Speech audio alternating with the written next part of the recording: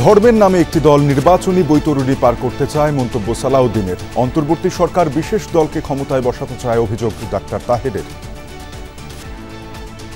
জাতি যে একটি নিরপেক্ষ সুষ্ঠু নির্বাচন আশা করেছিল, জাতি সে আকাঙ্ক্ষা ব্যাহত হয়েছে। ধর্মের নামে ব্যবসা করে, রাজনীতির ব্যবসা করে এবং বিভিন্ন রকমের জান্নাতের টিকিট বিক্রি করে রাজনীতি করতে চায়, ভোটের বৈতরণী পার হতে চায়। ভোটে অনিয়ম বন্ধে নির্বাচন কমিশনের নতুন কৌশল, জেলা প্রশাসক পদে নিয়োগ রদবদল। এতে অনভিজ্ঞদের সংখ্যা বাড়বে বলছেন বিশ্লেষক। ইলেকশন কমিশন যদি এই কথা না বলে এটা বলতো যে আমরা সৎ এবং যোগ্য দক্ষ লোকগুলোকে নিব এবং নিয়ে তাদের নিয়ন্ত্রণ করব, তাদের দিয়ে আমরা ইলেকশনটা উঠাবো। মিরপুরে বাসে আগুন দেওয়ার সময় জনতার ধাওয়া, তুরাগে ডুবে যুবকের মৃত্যু। একজন আটক, মানিকগঞ্জের শিক্ষা প্রতিষ্ঠানের গাড়িতে আগুন, চালক দগ্ধ।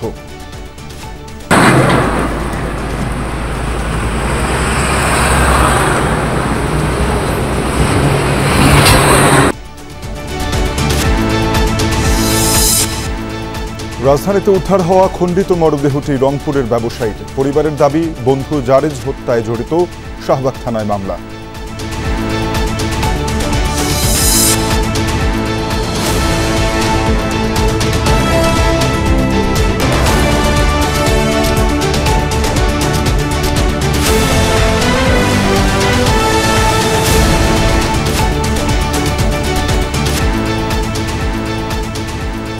দেখছিলেন শিরোনামগুলো। এছাড়াও দেশ বিদেশের আরো খবর নিয়ে দুপুরের বাংলাদেশে আপনাদের সাথে আছেন তানজিম শাফি।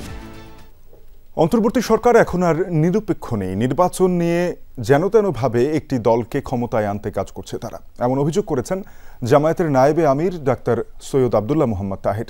প্রধান উপদেষ্টার ভাষণের প্রতিক্রিয়ায় মগবাজারের সমমনা 8 দলের যৌথ সংবাদ সম্মেলনে এ অভিযোগ করেন তিনি। সরকারের পক্ষে সুষ্ঠু নির্বাচন করা সম্ভব নয় দাবি করেন ডাক্তার তাহের। বলেন, বিএনপির চাওয়াকে প্রাধান্য দিয়েছেন প্রধান উপদেষ্টা।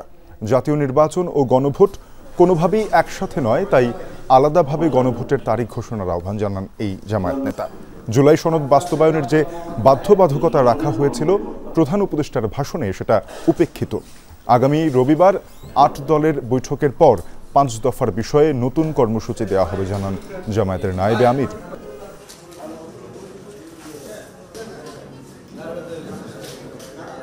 প্রধান উপদেষ্টার ভাষণ একটি দলের প্রতি আনুগত্যের প্রকাশ পেয়েছে এবং এর মাধ্যমেই জাতি যে একটি নিরপেক্ষ সুষ্ঠু নির্বাচন আশা করেছিল, জাতির সে আকাঙ্ক্ষা ব্যাহত হয়েছে। গণভোট এবং জাতীয় নির্বাচন দুটি একেবারে ভিন্ন ইস্যু।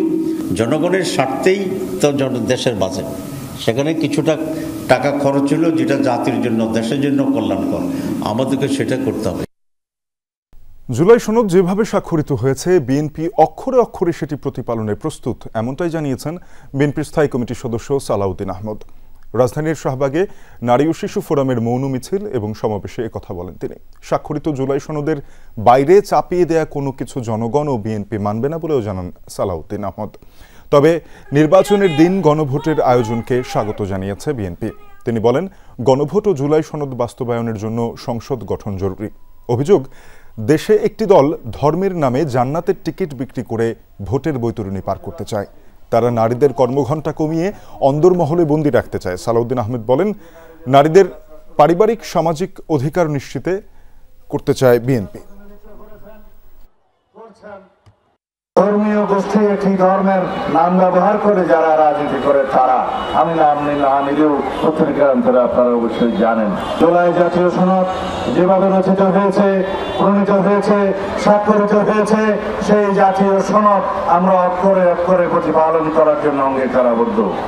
এর বাইরে চাপিয়ে দেওয়া, জবরদস্তিমূলক আর যে কোনো প্রস্তাব যদি দেওয়া হয়, সেটা জনগণ বিবেচনা করবে।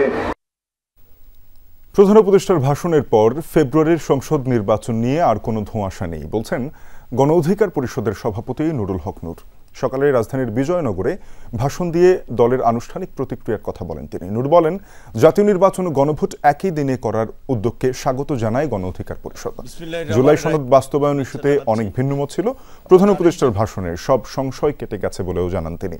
এখন রাজনৈতিক দলগুলোর উচিত সরকারকে সহায়তা করা। নুরুল হক নূর বলেন, নির্বাচন বানচালে শেখ হাসিনার দোসররা দেশ জুড়ে নাশকতা চালাচ্ছে, তাই সব দলকে সতর্ক থাকতে হবে। আমরা এই গণ অভ্যুত্থানের পর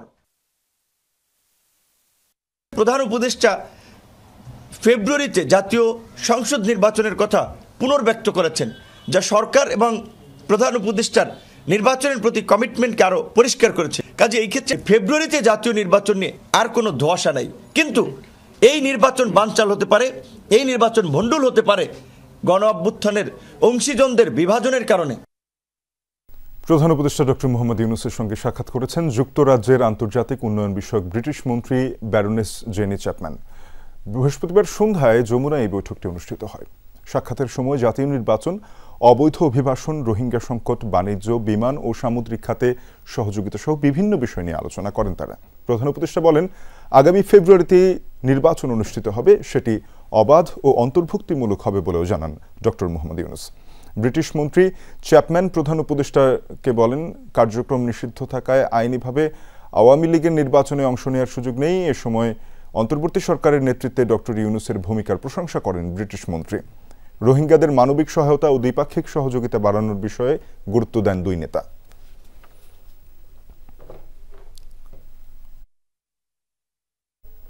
ভোটে অনিয়ম বন্ধে এবার কর্মকর্তা নিয়োগের নতুন কৌশল নিচ্ছে নির্বাচন কমিশন। বিগত 3টি নির্বাচনে ন্যূনতম সংশ্লিষ্ট আছে এমন কর্মকর্তারা এবার দায়িত্ব পাবেন না। বড় পরিবর্তন আসছে প্রিজাইডিং ও পোলিং অফিসার নিয়োগেও। রিটার্নিং কর্মকর্তা হিসেবে দায়িত্ব পালন করছেন এমন জেলা প্রশাসকদের কর্মস্থল পরিবর্তন কিংবা নতুন ডিসি নিয়োগের কথা জানিয়েছেন ইসি সচিব আখতার আহমেদ। রাজনৈতিক বিশ্লেষক বলছেন, কমিশনের এমন সিদ্ধান্তে অনভিজ্ঞদের সংখ্যা বাড়বে। বিগত 3টি জাতীয় নির্বাচন ছিল একতরফা ও জালিয়াতির। এসব নির্বাচন আয়োজনে বড় ভূমিকা ছিল কমিশন ও ভোট গ্রহণের সঙ্গে জড়িত প্রায় 13 লাখ কর্মকর্তার। এদের বাদ দিয়ে নির্বাচনী কর্মকর্তা নিয়োগ দেয়া যায় কিনা ইসিকে তা খতিয়ে দেখতে বলে সরকার। কমিশন তা বিবেচনায় নিয়ে প্রিজাইডিং ও পোলিং অফিসার নিয়োগে বড় পরিবর্তন আনতে যাচ্ছে। নির্বাচন সামনে রেখে 29 জেলায় নতুন ডিসি নিয়োগের মাধ্যমে বড় ধরনের রদবদল শুরু করেছে সরকার। রিটার্নিং কর্মকর্তার দায়িত্ব পালন করবেন এই ডিসিরা।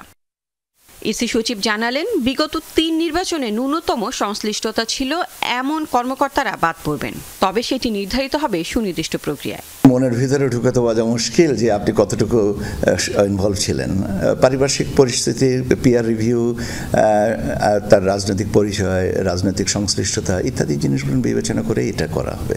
অধিক্ষেত্রটা পরিবর্তন করে দেওয়া যেতে পারে বা করা যেতে পারে, বাদ দেওয়া যেতে পারে। তো আমরা যতটুকু মানে সামান্যতম গ্রহণযোগ্যতা যাদের আছে তাদেরকেই রাখার চিন্তা করা হচ্ছে। সাধারণত স্কুল শিক্ষক, ব্যাংক কর্মকর্তারা পোলিং অফিসারের দায়িত্ব পালন করেন। ঢালাওভাবে সবাইকে অযোগ্য করা হলে আগামী নির্বাচনে কারা দায়িত্ব পালন করবেন এমন প্রশ্ন নির্বাচন বিশেষজ্ঞদের। বললেন, সবাইকে বাদ দেওয়ার বিষয়টি অযৌক্তিক। ইলেকশন কমিশন যদি এই কথা না বলে এটা বলতো যে আমরা সৎ এবং যোগ্য দক্ষ লোকগুলোকে নিব এবং নিয়ে তাদের নিয়ন্ত্রণ করবো, তাদের দিয়ে আমরা ইলেকশনটা উঠাবো, হতে পারে সেখানে কেউ 18, কেউ 14, কেউ দায়িত্ব পালন করেছে, নাও বা করতে পারে। কিছু কর্মকর্তা আছে দল কেন রিয়েলি তারা দলের জন্য কাজ করে, সেগুলোকে বাদ দিতে পারতো। আর কিছু আছে না, আমি চাকরি করে আমাকে এই কাজ করতে হয়েছে, আমি তো বাধ্যকর। নির্বাচনের দায়িত্ব পালন এরকম একটা সাংবিধানিক দায়িত্ব, কেউ এই দায়িত্ব দিলে কেউ অপারগতা প্রকাশ করতে পারে না। নির্বাচনের লেভেল প্লেইং ফিল্ড নিশ্চিতে কর্মকর্তাদের নিরপেক্ষতা বজায় রাখতে ইসিকে কঠোর হওয়ার পরামর্শ এই বিশেষজ্ঞের। রিটার্নিং অফিসারের জন্য সেরকম পুরো আইনটা তখন তাকে জানতে হয়। তাই এরকম ক্ষেত্রে একেবারে নতুন মানুষ পাওয়াও যেমন কঠিন হবে। লাভলি বিথি, যমুনা নিউজ, ঢাকা। রাজধানীতে বাসে আগুন দেওয়ার সময় জনতার ধাওয়া খেয়ে তুরাগ নদীতে ডুবে প্রাণ গেছে এক যুবকের। গতরাতে আগুনে পুড়ে যায় বাসটি। ঘটনায় একজন পালিয়ে গেলেও আরেকজনকে আটক করা হয়। পুলিশের ধারণা, নাশকতার জন্য তাদের ভাড়া করা হয়েছিল। বৃহস্পতিবার রাত 10টার দিকের ঘটনা। মিরপুরের বেড়িবাঁধ এলাকায় রাস্তার পাশে থাকা একটি ফাঁকা বাসে আগুন ধরিয়ে দেয় 3 যুবক। এই ঘটনা মোবাইলে ভিডিও ধারণ করছিল তারা। পরে তাদেরকে ধাওয়া করে আশপাশের লোকজন। একজনকে হাতে নাতে ধরা হলেও আরেকজন প্রাণ ভয়ে ঝাঁপ দেয় পাশের তুরাগ নদীতে। সাঁতার না জানায় পানিতে ডুবে যায় সে, আর তৃতীয়জন পালিয়ে যায়। যারা আগুন দিছে ওদের জন্যই একজন আর কি পাবলিকে যখন দৌড়ানো দিছে, দৌড়ানোর জন্য একজনে নদীতে চাপ দিছে, ওই সাঁতার জানতো না, তখন ওই নদীতে ডুবে মারা গেছে। আরেকজন হাতে নাতে ধরছি। লোকজনে হই হল্লা করতেছে, দাপদাপি আসছি আইসারাই, এর মাঝখানে দেখি যে ওদিক দিয়ে লোকজন অনেক জমা হয়ে গেছে। তারা নয় ওই ধরতে গেছে, নাশকাতি লোকের ধরতে গেছে, তখন আমরা আগুন নিভাবার চেষ্টা করছি। তারপরে ফায়ার সার্ভিস নিভা হয়েছে। পানিতে ডুবে যাওয়া যুবককে মুমূর্ষু অবস্থায় উদ্ধার করে নেওয়া হয় শহীদ সোহরাওয়ার্দী মেডিকেল কলেজ হাসপাতালে।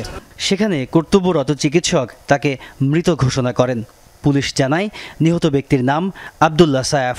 রাজধানীর একটি কলেজে দ্বাদশ শ্রেণীতে পড়তো সে।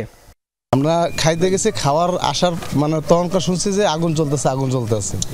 যখন আমি আমার গাড়ির কাছে আসি তখন দেখি যে আমার গাড়ি পুরো শেষ। আনুমানিক গাড়ির যে ক্ষয়ক্ষতি হয়েছে, গাড়ি নাই তো কিছু দেখছেন আপনারা, সবই দেখছেন, গাড়ি কিছু নেই, ইঞ্জিন সহ পুড়ে গেছে। আগুন জ্বলতেছিল, ধোঁয়া উঠতেছিল আর কি, একরকম নিভানোর পর্যায়ে ছিল, কিন্তু ধোঁয়া উঠতেছিল। ওই অবস্থায় যে আমিও গাড়ির ভিতরে যে পানি মেরে তারপর গাড়িটা ধোঁয়াগুলো নিয়ন্ত্রণ করার চেষ্টা করি। পুলিশ জানায় আটক হওয়া যুবকের নাম রুদ্র মোহাম্মদ নাহিয়ান আমির সানি। ঢাকার একটি ইংরেজি মাধ্যম স্কুলের শিক্ষার্থী তিনি। নাশকতার জন্য তাদেরকে ভাড়া করা হয়েছিল বলে প্রাথমিকভাবে ধারণা করছে পুলিশ। এ ঘটনায় বাদী হয়ে থানায় মামলা করেছেন কিরণমালা পরিবহনের মালিক। পুলিশের তথ্য বলছে গত 10 দিনে রাজধানী ও পার্শ্ববর্তী এলাকায় অন্তত 20টি যানবাহনে আগুন দেওয়ার ঘটনা ঘটেছে। তাজনুর ইসলাম, যমুনা নিউজ, ঢাকা। গতরাত থেকে ভোর পর্যন্ত কয়েক জেলায় নাশকতা হয়েছে। সাভারের আশুলিয়ায় সড়কের পাশে রাখা একটি পিকআপে আগুন দিয়েছে দুর্বৃত্তরা। ভোরে সরকার মার্কেট এলাকায় ঘটনা হয়। ফায়ার সার্ভিস জানায় মোটরসাইকেলে করে 2 জন লোক এসে পিকআপে পেট্রোল ঢেলে আগুন ধরিয়ে দিয়ে পালিয়ে যায়। পরে খবর পেয়ে ফায়ার সার্ভিসের 2টি ইউনিট আগুন নেভায়। মধ্যরাতে মানিকগঞ্জে থেমে থাকা বাসে আগুন দেওয়া হয়। পুলিশ জানায় ঢাকা আরিচা মহাসড়কের পাশে ছিল দি হোলি চাইল্ড স্কুল অ্যান্ড কলেজের শিক্ষার্থীদের বহনকারী বাসটি। তাতে অগ্নিসংযোগ করে দুর্বৃত্তরা। মুহূর্তেই আগুন ছড়িয়ে পড়ে। দগ্ধ হন বাসে থাকা ঘুমন্ত চালক। খবর পেয়ে ঘটনাস্থলে পৌঁছে চালককে উদ্ধার করে হাসপাতালে পাঠায় পুলিশ। পরে আগুন নিয়ন্ত্রণে আনে ফায়ার সার্ভিস। বরগুনার আমতলী বাদঘাট চৌরাস্তা এলাকায় রাতের আধারে দুর্বৃত্তদের দেয়া আগুনে পড়েছে যাত্রীবাহী একটি বাস। খবর পেয়ে ফায়ার সার্ভিস আগুন নেভায়। স্থানীয়রা জানায় সড়কের পাশে দাঁড়িয়ে থাকা স্বর্ণা পরিবহনের একটি বাসে অগ্নিসংযোগ করে দুর্বৃত্তরা। এতে হতাহতের ঘটনা না ঘটলেও বাসটির 70 থেকে 80 ভাগ পড়ে গেছে। আখাউড়ায় রেল লাইনে আগুন দেয় দুর্বৃত্তরা। রাতে ভাতশালা রেলওয়ে স্টেশন এলাকায় এ ঘটনা হয়। আখাউড়া রেলওয়ে থানার ওসি জানান দুর্বৃত্তরা রেল লাইনের উপর টায়ার, কাঠ ও পেট্রোল ঢেলে আগুন জ্বালায়। খবর পেয়ে পুলিশ ঘটনাস্থলে যায়। পুলিশ জানিয়েছে কোনো ক্ষয়ক্ষতি হয়নি এবং ট্রেন চলাচলেও কোনো বিঘ্ন ঘটেনি। বৃহস্পতিবার হাইকোর্টের সামনে খণ্ডিত মরদেহ উদ্ধারের ঘটনায় নিহত আশরাফুল হকের বন্ধু জারেজকে আসামি করে শাহবাগ থানায় মামলা করেছে নিহতের পরিবার। জারেজের পাশাপাশি অজ্ঞাতনামা বেশ কয়েকজনকে আসামি করা হয়েছে। সকালে মরদেহ নিতে ঢাকা মেডিকেলের মর্গে যান আশরাফুল হকের পরিবারের সদস্যরা। বলেন কারোর সাথে শত্রুতা ছিল না আশরাফুলের। 3 দিন আগে বন্ধু জারেজের সাথে ব্যবসার কাজে ঢাকা আসেন তিনি। এরপর থেকে এই মোবাইলে যোগাযোগ বিচ্ছিন্ন হয়ে যায়। সবশেষ 3 দিন আগে মোবাইল ফোনে কল করলে ওপাশ থেকে রিসিভ করে জানানো হয় মোবাইলটি তিনি কুড়িয়ে পেয়েছেন। পরিবারের দাবি সুষ্ঠু তদন্ত করে প্রকৃত আসামিকে গ্রেপ্তার করে সর্বোচ্চ শাস্তি নিশ্চিত করা হোক। এখনও সন্দেহভাজন কাউকে আটক করেনি পুলিশ। রাজধানীর জাতীয় ঈদগাহ মাঠের পাশে খণ্ডিত অবস্থায় উদ্ধার হওয়া আশরাফুল হকের রংপুর বাড়িতে চলছে শোকের মাতম। পরিবার তো বটেই, এলাকাবাসীও শোকাহত। ঘটনায় সংশ্লিষ্ট একটি ফোনের রেকর্ড এসেছে যমুনা টেলিভিশনের হাতে, যেখানে শোনা যায় তার সাথে যাওয়া বন্ধু জারেজ মিয়ার অসংলগ্ন কথাবার্তা। বৃহস্পতিবার সন্ধ্যায় রাজধানীর জাতীয় ঈদগাহ মাঠের পাশের সড়কে এক ব্যক্তির খণ্ডিত মরদেহ উদ্ধার করে পুলিশ। প্রযুক্তির সহযোগিতায় মেলে পরিচয়। তিনি রংপুরের বদরগঞ্জের গোপালপুর ইউনিয়নের নয়াপাড়া গ্রামের আব্দুর রশিদের পুত্র আশরাফুল হক, পেশায় কাঁচামাল আমদানিকারক। স্বজনরা জানান, মঙ্গলবার রাত 9টায় বন্ধু পাশের গ্রামের জরেজকে নিয়ে ঢাকা যান আশরাফুল। এরপরই তার ফোন বন্ধ। অনেক চেষ্টা করেও তার সাথে যোগাযোগ করতে না পেরে জরেজের সাথে যোগাযোগ করে নিহতের পরিবার। তখন নিহত আশরাফুলের ফোনটি ছিল জরেজের সাথে। আশরাফুলের বোনের সাথে কথোপকথনের একটি অডিও রেকর্ড এসেছে যমুনা টেলিভিশনের হাতে। তাতে দেখা যায় অসংলগ্ন কথা বলছেন জরেজ। একসাথে যে গেছেন ভাই, আমার বাড়ি থেকে সব কইলো একসাথে তো গেছি। তোমরা কইলেন আমি একবার কছেন ডাস্টবিনত বলে ফোন করি পাইছেন, ফির একবার কছেন আরে মাগো মা পাগল হয়ে গেলাম। এই ক্ষেতটা এখন ধরে যাওয়াটাই দোষ আমার। একবার বলতেছে তোর ভাই চট্টগ্রামে, একবার বলতেছে তোর ভাইয়ের সঙ্গে কালকে কথা হয়েছে আর কথা হয় নাই, আরেকবার বলতে আমি বললাম যে ফোনটা কেন আপনার হাতে, আমার ভাইয়ের ফোন আপনার হাতে কেন? তো করছে যে তোর ভাই আমার হাতে ফোনটা দিয়ে গেছে। জরেজ মালয়েশিয়া প্রবাসী, কিছুদিন আগে দেশে এসেছেন। বন্ধুত্বের সূত্রে জরেজ জাপান যাওয়ার জন্য 20 লাখ টাকা ধার চায় আশরাফুলের কাছে। সেই টাকা দিতেই ঢাকায় যাওয়া। তার মৃত্যুর জন্য জরেজকেই দুষছেন স্বজনরা। বউ মোবাইল দেয়, মোবাইল বন্ধ, বিষয় তো চাই, কিন্তু জরেজ তো আছে সাথে। এ ঘটনায় বাকরুদ্ধ পুরো এলাকাবাসী। নিজের গ্রাম তো বটেই, পাশের গ্রামেও দান অনুদান দিতেন তিনি। দৃষ্টান্তমূলক শাস্তি হওয়া দরকার। এরকম লোক এই এলাকাত মনে করেন সবারই উপকার করে। যে উয়ার অন্যায় করছে তার শাস্তি পাওয়া দরকার। সরকার, মাঝারুল মান্নান, যমুনা নিউজ, রংপুর। একে একে চট্টগ্রাম বন্দরের সব টার্মিনাল বিদেশি অপারেটরকে দেওয়ার সিদ্ধান্ত নিয়ে বিতর্ক তুঙ্গে। এতে দেশীয় প্রতিষ্ঠানের সক্ষমতা এবং দেশের স্বার্থ উপেক্ষিত হচ্ছে অভিযোগ ব্যবসায়ী ও বন্দর ব্যবহারকারীদের। 41% ট্যারিফ বৃদ্ধিও বিদেশি কোম্পানির স্বার্থে বলছেন তারা।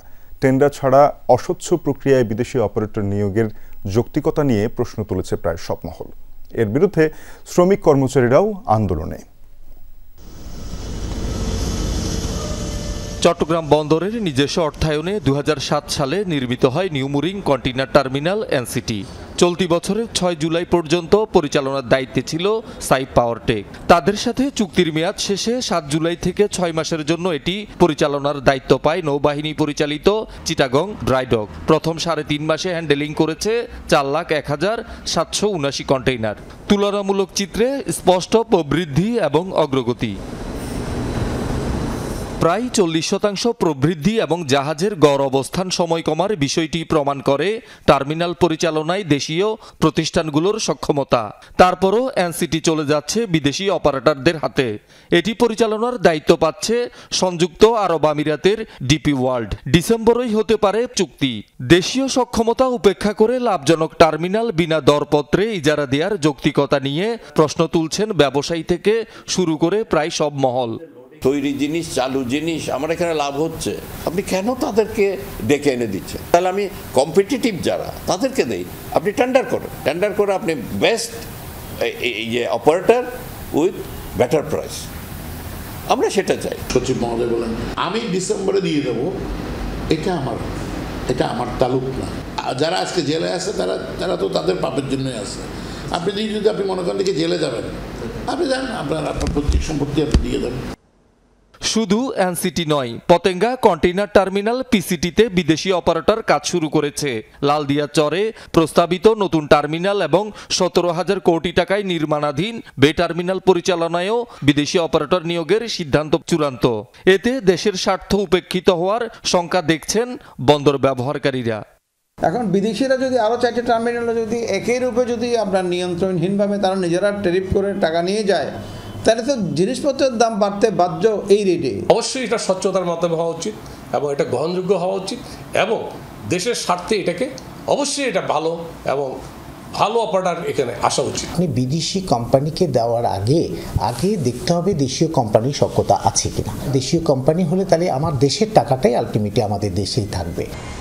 বছরে 2000 কোটি টাকা মুনাফার পরও চট্টগ্রাম বন্দর ব্যবহারের ট্যারিফ এক লাফে রেকর্ড 41% বাড়িয়েছে সরকার। বিদেশি কোম্পানিগুলোকে বাড়তি সুবিধা দিতেই এই মাসুল বৃদ্ধি বলছেন বন্দর ব্যবহারকারীরা। প্রতিবাদে শ্রমিক কর্মচারীরাও রাজপথে আন্দোলনে সরব।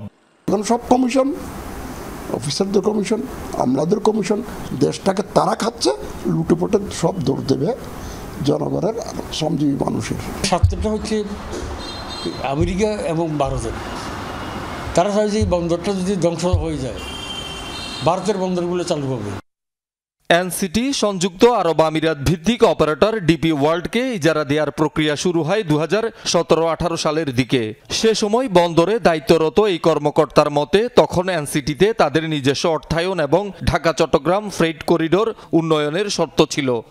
কিছু কিছু চুক্তি থাকে নন মানে ডিসক্লোজার এগ্রিমেন্ট থাকে, যেটা প্রকাশ করা যাবে না যদি যাদের সাথে হচ্ছে, আর কিছু কিছু অংশ আছে প্রকাশযোগ্য। জোর করে আমি এখনই করব ডিসেম্বরে, এটা নিয়ে আপত্তি আসলে হচ্ছে, যেটা এটা অযৌক্তিকও না। তবে অন্তর্বর্তী সরকার বারবার বলছে বন্দরের আধুনিকায়ন, বিদেশি বিনিয়োগ আকৃষ্ট এবং সক্ষমতা বাড়াতে আন্তর্জাতিক অপারেটরের বিকল্প নেই। আপনারাই দেখবেন যে এই পোর্টের চেহারা বদলিয়েছে কি বদলায়নি। আপনারা এখন আমাদের প্রযুক্তি নাই, আমাদেরকে কেউ প্রযুক্তি ঘরের থেকে এনে দেবে না। We have to earn that প্রযুক্তি। শহীদুল সুমন, যমুনা নিউজ, চট্টগ্রাম। চীনের ক্যান্টন ফেয়ারে স্বাস্থ্য খাতে এআই নির্ভর প্রযুক্তি বিশ্বজুড়ে দৃষ্টি কেড়েছে। বিশ্বের অন্যতম বড় এই বাণিজ্য মেলায় আন্তর্জাতিক পণ্য প্রদর্শনের সুযোগ রয়েছে। বাংলাদেশি ব্যবসায়ীরা মনে করেন সরকারি পৃষ্ঠপোষকতা পেলে গুয়াংজু থেকেই দেশীয় পণ্যের বৈশ্বিক সম্ভাবনা তুলে ধরা সম্ভব। এজন্য দরকার সরকারি বেসরকারি যৌথ উদ্যোগ। আপনার ব্যথা দূর করবে রোবট, করবে রোগ নির্ণয়। বয়স্ক বা দীর্ঘদিনের ব্যথায় যারা কাতর তাদের ফিজিওথেরাপিও দেবে এই রোবট। স্বাস্থ্য খাতে এআই নির্ভর স্বয়ংক্রিয় প্রযুক্তি পণ্যের যেন পসরা বসেছে এখানে। অপারেশন থেকে আকুপাংচার, সিঁড়িতে ব্যবহারযোগ্য হুইল চেয়ার, মানুষকে স্বস্তি দিতে কত আয়োজন। Which is used to detect cardiac magnetic field and it can discover early myocardial ischemia. ৬৮ বছর ধরে চীনের গুয়াংজুতে বসছে বিশ্বের সবচেয়ে বড় আয়োজন, যা ক্যান্টন ফেয়ার নামে পরিচিত বিশ্বজুড়ে। এবছর ১১০ দেশের প্রায় ৩ লাখ ক্রেতার সমাগম ঘটেছে এখানে। Whatever technology we are seeing here is not present in our country. So the challenge is to identify what we want. In case they are only speaking Chinese, there's many people that are volunteering and helping to translate. So that's why we are able to bridge the language barrier, of course. 15.5 lakh বর্গমিটারের বিশাল আয়তনের এই মেলায় এবার অংশ নিয়েছে ৩২,০০০ প্রতিষ্ঠান। কৃষি থেকে গৃহস্থালী, নিত্য প্রয়োজনীয় পণ্য, খেলাধুলা, নির্মাণ সামগ্রী, কি নেই এখানে। যারা প্রথম এসেছেন তাদের জন্য অনন্য অভিজ্ঞতা এই ক্যান্টন ফেয়ার। বাংলাদেশের কোনো প্রোডাক্ট এখানে উপস্থাপন করে আর কি, যেটা বহির্বিশ্ব আমাদের প্রোডাক্টের প্রমোটিংটা হয়ে যায়, কারণ এখানে পুরো পৃথিবী থেকে লোকজন আসে। পাশাপাশি আমরা যারা চায়নাতে বসবাস করি এবং ব্যবসা করি, আমরা আমাদের প্রোডাক্টের চায়নাতে মার্কেট ক্রিয়েট করার একটা স্কোপ তৈরি করতে পারি আর কি। বিশাল আয়োজনে দেখা মিলল এই বাংলাদেশি স্টলের। পাট ও চামড়া থেকে জুতা বানায় এই কোম্পানিটি। প্রথমবার স্টল দিলেও ভালোই সাড়া মিলছে বলে জানান উদ্যোক্তারা। মেলা ঘিরেই বাংলাদেশি সহ বিদেশি ব্যবসায়ীদের কাছে শহরটি অন্যতম জনপ্রিয় গন্তব্য এখন। পাটের জুতা বানাই আর লেদার শুজও আমরা বানাই। সো হাফ অ্যান্ড হাফ দুই দিকে আপনার মোস্টলি ফিনিশ শুজে ওরা ইন্টারেস্ট। বাংলাদেশ সম্পর্কে মোটামুটি তো সবাই এখন জানে, স্পেশালি আমাদের গার্মেন্টস সেক্টরের জন্য। শুধু মেড ইন চায়না নয়, বরং ক্রিয়েটেড ইন চায়নার প্রদর্শনী এটি।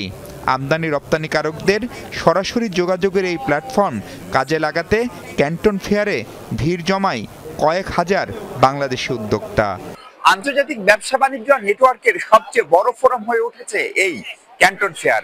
সেখানে আসা বাংলাদেশি উদ্যোক্তারাও মূলত চীনা পণ্য কিনছেন, তার জন্য অর্ডার প্লেস করছেন, কিন্তু বাংলাদেশি পণ্যের সেই অর্থে দৃশ্যমান কোনো স্টল নেই এখানে। আর তাই এই ক্যান্টন ফেয়ারের সুবিধা বড় দেশগুলোর মতো বাংলাদেশও কিভাবে নিতে পারে, সেই সুযোগ কাজে লাগাতে উদ্যোগী হওয়ার পরামর্শ দিচ্ছেন অর্থনীতি সহ ব্যবসা খাত সংশ্লিষ্টরা। Maksud Bishu, Jamuna news, Canton fair, Guangzhou, চীন।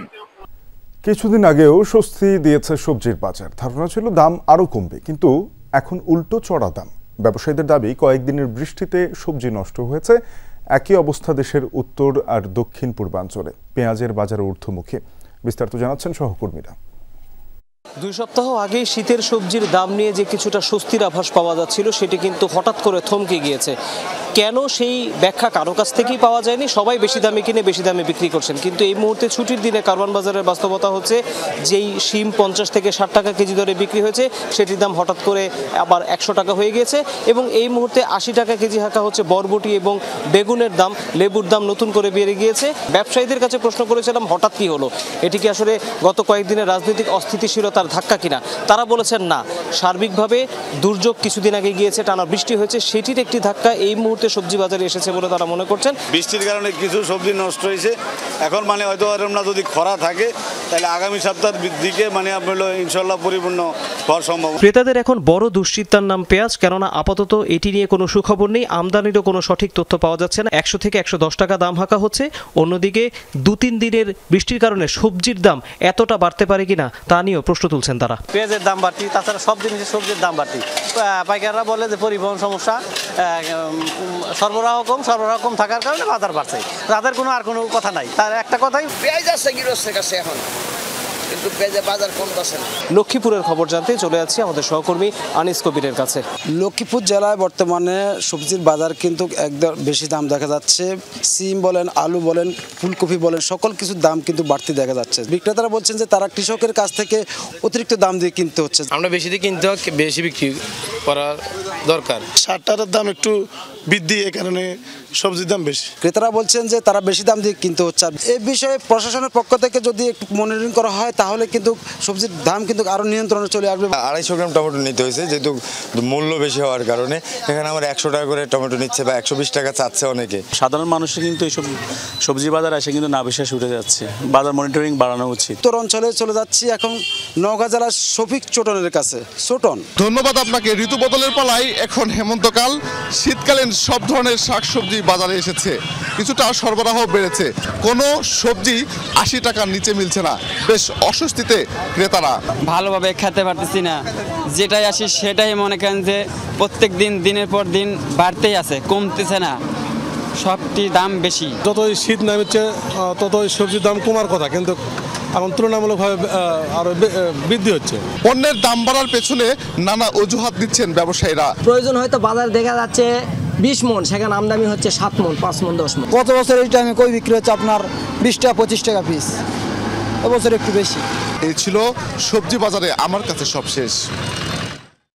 দখলকৃত পশ্চিম তীরে ফিলিস্তিনি অধ্যুষিত গ্রামে আবার তাণ্ডব চালিয়েছে ইসরায়েলি দখলদাররা।